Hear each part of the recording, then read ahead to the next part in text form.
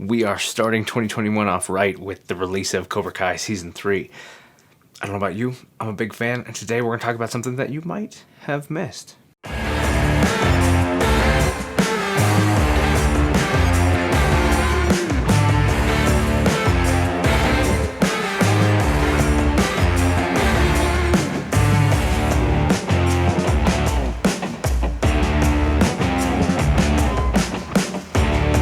Hey, what's up? I'm Ken. This is kenfuTV, and each week I release videos on the martial arts, philosophy, technique, training, that sort of thing. And if that's what you're into, I hope that you stick around. I hope that you like this video, share it, do all of those kinds of things. But especially subscribe so you see the next ones. Hit that bell so you know when they come out. A lot of you guys are new. We've had an uptick in subscribers recently, so welcome, and I'm glad to have you. And I hope that we keep having this journey together. So long awaited, the release of Season 3. We've been waiting for this for a long time, ever since the end of Season 2. No spoilers yet. Then recently found out it was going to be out January 3rd, and they pushed it forward to January 1st. And I happened to be off on New Year's Day, spending time with my fiance. We had a great time. And so we binge watched the whole Season 3, start to finish. That's a little piece of joy for me. I've loved The Karate Kid and things like it for so long. I mean, they're not great.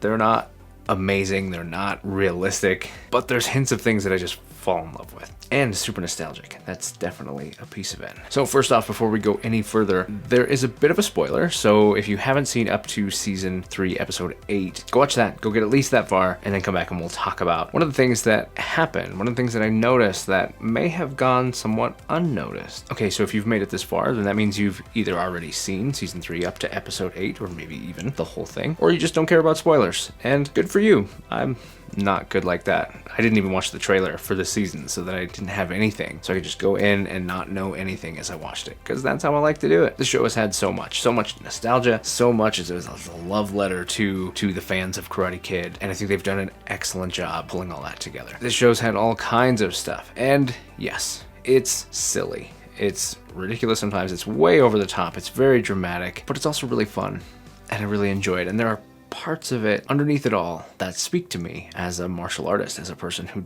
does this as a sensei. So this has been really fun to watch, and just a great way to spend a day. In this episode, in Episode 8, we find out the All Valley tournament has been canceled, and there's an appeal, there's a hearing for appeals for getting it reinstated. And we hear from everybody, and we get major drama, and we all cringe as they fight over stupid stuff. Fighting gets in the way of their message, but then this happens.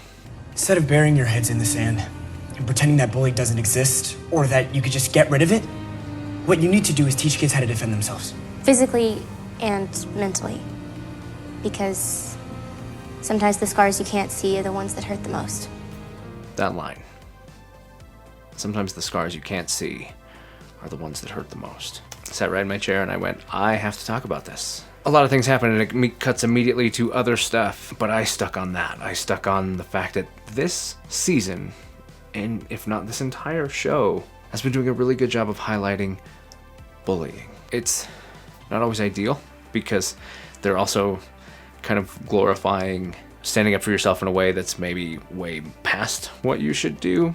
But it's TV, it's drama, it's, you know, we've got to have our fun fight scenes. We've got to smash people in the face with a lunch tray and end up on YouTube being the hero. We've got ups and downs and people turning around, but what they've done, even in Season 1, and they've continued to show, is this idea that bullying's not like it was when I was a kid. I can't say that I was super bullied, at least not in a way that I ever took seriously enough for it to be a problem. It was, you know, we made fun of each other, we had names, you know, all kinds of stuff would happen, but bullying used to be more physical. We live in a place, in a time where we can hide behind keyboards and cell phones and just send messages and tell people they should kill themselves and make fun of them and just drill them at every moment. They don't get a break. Every moment is full of garbage, full of defeating, deprecating difficulties. And so that line, sometimes the scars you can't see are the ones that hurt the most. It stood out because this is something that's been super important to me, something that I've thought a lot about, and the fact that in my dojo, if I've got a kid that shows up with a black eye, then I can wonder, what the hell's going on? But you don't always get to know what's going on with somebody, and this isn't just kids, with anybody in their life. If they've got people in their life who are abusive, who are mentally abusive or verbally abusive, you don't always know about that. There are signs as you become more comfortable seeing it and working with people that have gone through stuff like that. You become better at recognizing when these things are going on. And you pick up on little things, but you don't know what they are. You just know that something's wrong. And you hope that you can create an environment where they can open up and let you know what's going on, so maybe you can help. And that's difficult.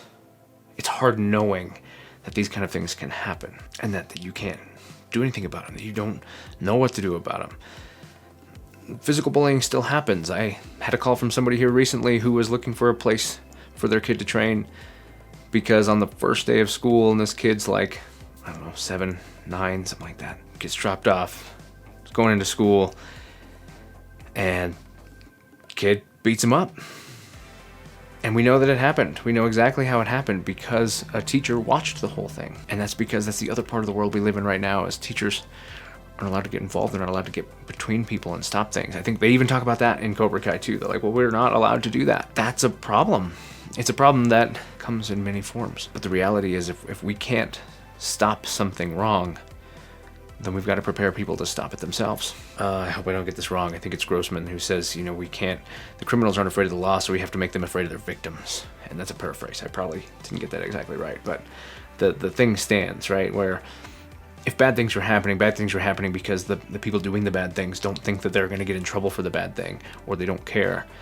And so this idea of making them fear their victim is a big thing. If you're afraid that something might happen to you by the person you're about to do something to, then you might not do the thing. And that's the physical side of stuff. But the mental side's there too. And if you've been around for a while, then you know one of the reasons that I love the martial arts, one of the reasons that I spend so much time in it, is because of the growth that it gives in self-confidence and self-esteem and self-love that you gotta have. And surrounding yourself with people who believe in you, believe in your cause, even if they don't know your cause. They just know that you're there trying to achieve something. Because we don't always know. We don't know. The person next to us on the mat might be doing their reasons for doing what they do. We don't know. We might know. We might not know. We might know the reason that they gave us, but there might be a different reason. And they might not even know the real reason that they're doing what they're doing. Sometimes that happens too. But a good dojo, creates a place of support where people can work together and achieve their goals together and support the achievement of goals for other people, even when you don't know what those goals are. Just support each other. And we need stuff like that. We need a good place. And when it comes to people who do bad things, the other thing that happens in a dojo, at least we hope it does, is it creates a place for, and I'm speaking a lot to kids, dojos are not for kids. They are for kids, but they're not just for kids. They're for everybody. I still get just as much out of my training as I did when I was younger, and I never got to start as a kid. I started as an adult. But I'm speaking about kids in this episode because of the fact that we grow, and when we become an adult, we've gone through things that help us establish how we're going to handle things and what we'll stand up for and what we won't stand up for. And we've got a better understanding of the challenges that we face, but kids don't always have that. And verbal abuse and mental abuse, those things are things that kids just don't have the tools yet to understand fully. They understand.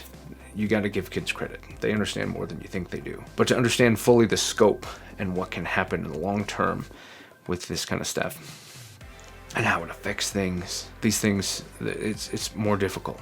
But also talking about that developmental stage, if you've got someone who's young enough to start as a kid and get that opportunity, well, sometimes it just means that they are going to have a good place to go, to be around people who ideally are of a similar moral standing, rather than finding themselves doing something that they shouldn't and getting themselves into trouble. Sometimes the dojo just creates a good place to be. And that place to be can be rewarding and fulfilling. It can also just keep you out of trouble. Now, Cobra Kai, we're in season 3, so why wouldn't we have 3 dojos? So now we've got 3 totally different things, right? And I think they've done a really interesting job addressing the good sensei trying to grapple with the realities of feeling like he failed somebody. We've got the bad sensei, in this case, Sensei Kreese, who is hardened, and he's the bad guy, also thinks he's doing good, but he's heading down a path where he's got an understanding of the bad that he's doing. He just doesn't care.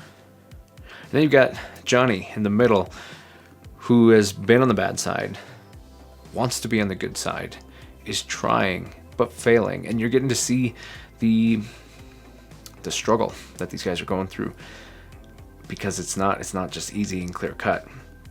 You do your best and things still don't go right. You do your best and you teach the right things, and your students can still misinterpret them or just not follow them. This season especially has done an interesting job following this kind of growth in these people. That recognition and coming to grips with the idea that sometimes we fail and we don't know why we failed. We don't know how we went wrong. We tried our best. We chose every good situation we could and then still didn't get there. We thought we tried all the right things and gave all the right messages, and then yet still we fail. And that's a reality that I deal with as a martial arts instructor. Is I constantly question, am I doing the right thing? Am I preparing people the right way? And the reality is I could still fail people. And that's hard. And I think they've done a really cool job kind of talking about that and kind of incorporating that into this.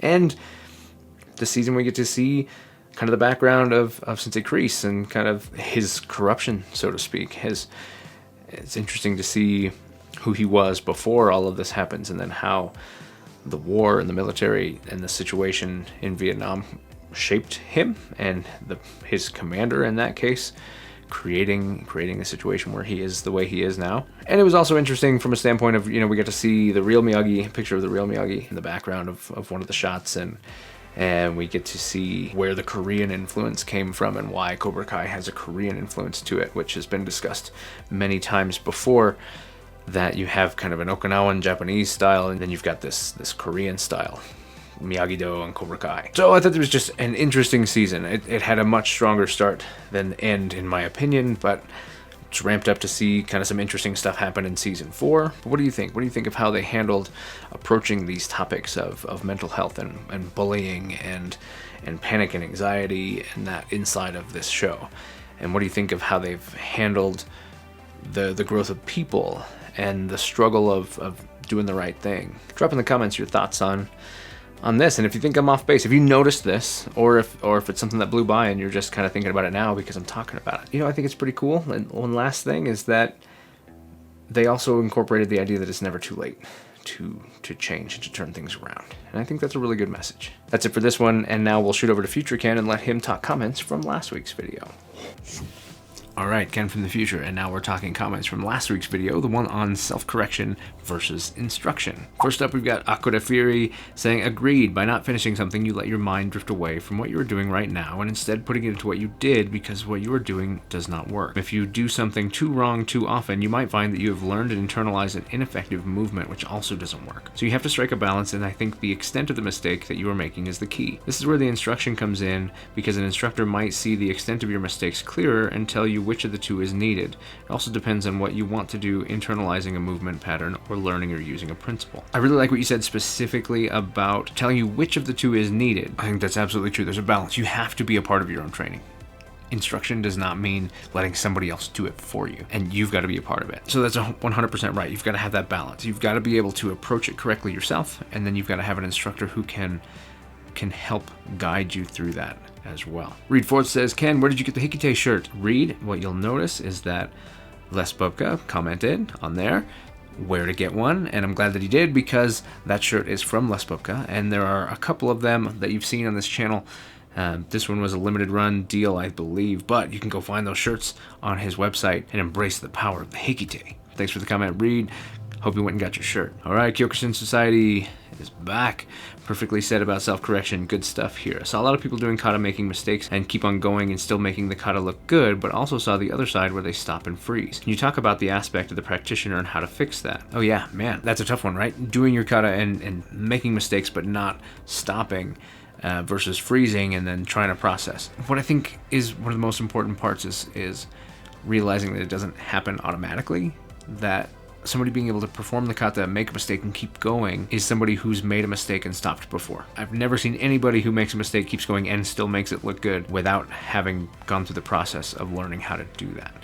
And you do that through continuation of training, through recognizing failure, but more importantly, in recognizing and having confidence in yourself, in the things that you're able to do. A student that does a really good job of doing something wrong really, really well is somebody who commits to the things that they do. In that moment, it's not wrong.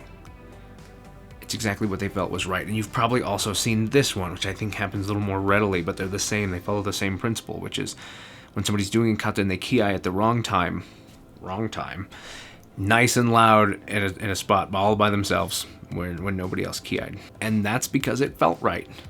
It felt appropriate. And it happened. And it's the same thing. When somebody does a technique, they do the wrong technique or the wrong movement or wrong section of a kata, but it looks good and they do it well, it's because in that moment they believe it's right. And they commit to completing it. And usually, at most during, but usually a little bit later, they're like, wow, that wasn't it. I did that incorrect. But sometimes they get all the way to the end and they don't even know that they did it wrong. I've had students that have, during a test, ask them to do a kata, and they very convincingly do a kata that is a completely different kata than the one you asked for. And you gotta ask them, so like, hey, what kata is that? And they're like, oh my god, I did the wrong one. You know, but in the moment they clicked with what they thought it was and they went. And that's just it. I think the thing that needs to be done from an instructor standpoint or from a fellow student standpoint is when somebody does freeze up in a kata and they get stuck, just gotta encourage them, hey, don't worry about it, keep going. And build confidence that it's okay to keep going even if you made a mistake. Only through that can you learn to be confident in everything you do, because you know that moment is gone and the new moment has begun. Hope that helps. Hope that's kind of what you were looking for. Salvatore Pseudo Pamari says, wish you all the best. Stay safe. Greetings from Germany. Thank you very much. Greetings from Wyoming. Dankeschön. And I hope that you have a great holiday. Hybrid Karate says, hi there, thanks for this subject. I happen to agree. Show it to me is the first thing I ask students. I also make some follow questions to try to help with the minimum intervention. I talk also about the pedagogical failure and must repeat. Great content. Cheers, Renato. Thank you for the comment. I think that's awesome. I think we need to realize that more of us are still doing it right. Just because I talk about this stuff doesn't mean I think people are doing it wrong. And I love that's what you're doing. I'm sure, and now I need to go look at your channel, Hybrid Karate. I'm sure that what you're doing is awesome. And that if this is the way that you're approaching your students, then your students are very lucky. James Newman says, loved your conversation with the Invisible Sensei. I loved my conversation with the Invisible Sensei too. Him and I have some of the best conversations and just absolutely enjoy them. And I hope that we continue to have more. Be on the lookout for more of those conversations to get recorded. So many of them have not. Because we have some of the best conversations, and I hope to do more of that this year. Sir James Gray says, you don't know what you don't know until you do know what you don't know. Those times are precious when all the lights come on. Yes, sir, describing conscious incompetence. Phase 2 in the 4-stage process of learning, 100% important, and probably the most important. And I think that's got a reply from Little Giant Robo. Pretty on board with just about everything you said. I was taught from a pretty similar perspective, especially when it comes to the concept of don't stop. If I had questions, my sensei would also say, show me. As to your question, I'm going to say that I think most important one is whichever one you think the student needs most at the time. There's definitely a difference in the mind of the student between the two from my own experience. I have learned that time on our own is invaluable, perhaps even essential, but there's no replacing the direct knowledge and feedback we get from our teachers. Nailed it. Well said. Couldn't have said it better. That's absolutely true, and I hope that most instructors do exactly that they look at the individual student, the individual needs, and the individual moment to decide what the appropriate thing is in that time, because that's one of the most valuable skills an instructor can have. And when you watch a student become a higher grade student as they work towards being an instructor or are a new instructor, it's one of the things that is often difficult to do, is see these moments where less is more, but you got to be comfortable letting that less is more happen. You've got to be comfortable giving just enough to let them work and then getting back out of the way again so they can continue. You've got to give them the tools to build themselves. So that's it. That's what we've got for the comments for this week, or last week. Hope you drop in the comments for this week's video. Leave some stuff and we'll talk about them next week. In the meantime, back to the show. And we're back, I guess, to just end this video. So if you like videos like this, if you like the kind of things that I'm doing, you can subscribe right here. If you want to see a playlist of videos like these, you can hit that right here. Here's a couple videos that you might like, including this one, my old Cobra Kai video from last time. I'm Ken, this is kenfuTV, and I'll catch you in the next one.